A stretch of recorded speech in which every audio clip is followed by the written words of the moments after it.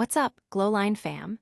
Get ready for a wild ride because we're diving headfirst into the stories that are shaking up the world.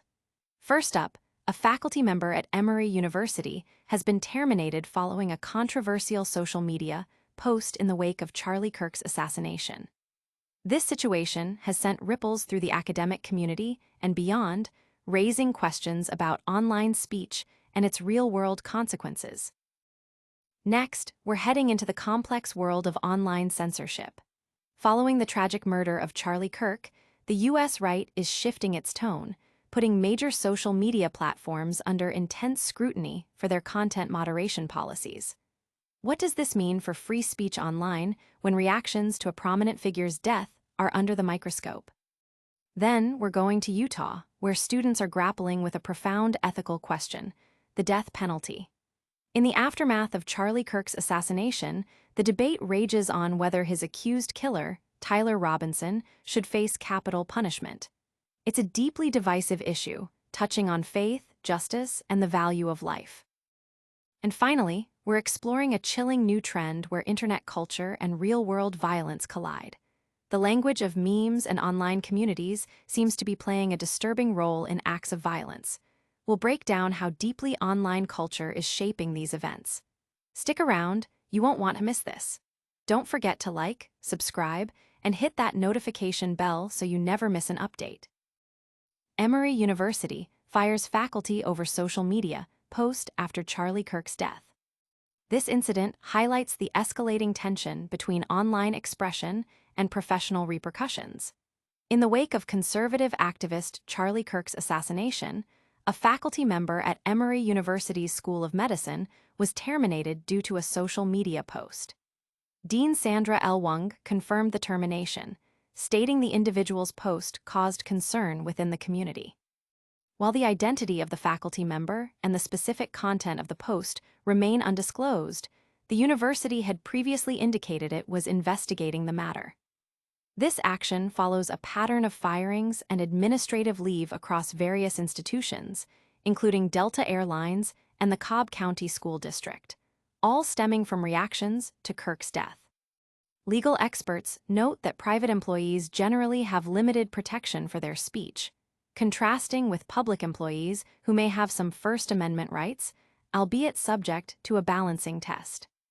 The university community and the public are closely watching how these cases unfold, as they raise critical questions about free speech boundaries in the digital age and the impact of online behavior on employment.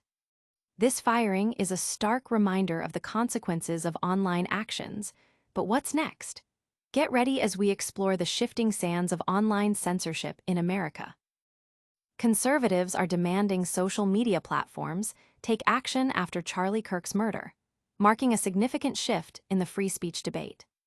For years, many on the right have accused tech giants of censoring conservative voices. However, the assassination of right-wing activist Charlie Kirk has flipped the script, with prominent conservatives now urging platforms like Meta, X, and TikTok to remove content that celebrates or trivializes his death. This includes graphic footage of the murder, which spread rapidly online.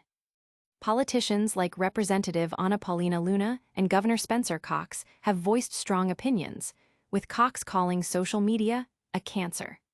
The controversy extends to platforms like Discord, where the suspected killer allegedly posted messages.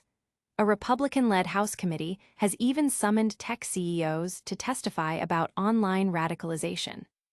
This situation is a stark departure from previous years, when the same committee held hearings on alleged censorship of topics like the Hunter Biden laptop story.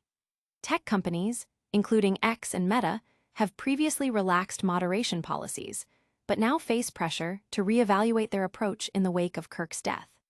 The response from these platforms has been varied, with Meta applying warning screens to graphic content and Reddit emphasizing its moderation policies. The evolving stance of the right on social media censorship, particularly after such a high-profile event, signals a complex and potentially changing landscape for online speech and platform responsibility. While platforms are under pressure to moderate, the question remains: will this lead to lasting policy changes or a temporary shift in focus? Now, we head to Utah, where students are divided over a deeply moral question in the wake of this tragedy. Should Charlie Kirk's accused killer face the death penalty? Utah students are torn on the question. Following the assassination of conservative influencer Charlie Kirk at Utah Valley University, students are divided on the appropriate punishment for the alleged assassin, Tyler Robinson. Utah County Attorney Jeff Gray has announced prosecutors will seek the death penalty against Robinson on multiple charges, including aggravated murder. Some students, like Ryder Warner, believe the death penalty is necessary given the circumstances, that Kirk was killed for sharing his opinions. Warner stated, "I think that's only fair." However, others, such as Afton Miller, who identifies as pro-life, find the prospect difficult. Miller expressed, "I believe that somebody deserves to live, but in moments like this, it's very hard that their family is also losing their son as well." The event has deeply traumatized the campus community, with many students expressing shock and fear. James Whitney noted the normalization of political violence, questioning, "What would Jesus do?" Despite not condoning violence himself, the debate reflects a broader societal struggle with justice, retribution, and the sanctity of life, especially in the wake of a politically charged assassination on a college campus. This intense debate over justice and morality is deeply unsettling. But the story doesn't end there. We're delving into the chilling intersection of internet culture and real-world violence. An era of internet-addled violence is taking shape, with meme culture playing a disturbing role in acts of aggression. The bullet casings recovered from the shooting of Charlie Kirk bear inscriptions like "Hey Fascist," "Catch," and "If you read this, you are gay Elmau," hinting at a complex, ironic, and deeply online worldview of the alleged shooter, Tyler Robinson. These messages, often layered with irony and obscure internet references, are part of a growing trend where acts of violence are intertwined with meme culture and online communities.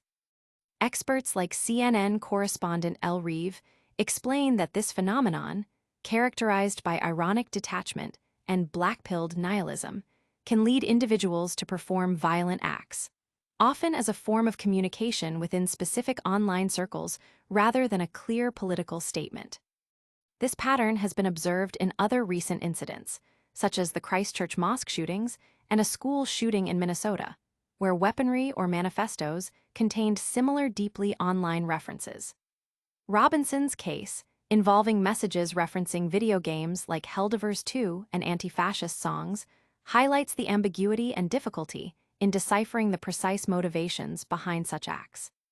The digital world, with platforms like Discord acting as potent incubators for intense groupthink and alienation, appears to be shaping a new generation of violence that blurs the lines between online personas and real-world aggression, making it challenging for policymakers and the public to grasp the scale and nature of the threat.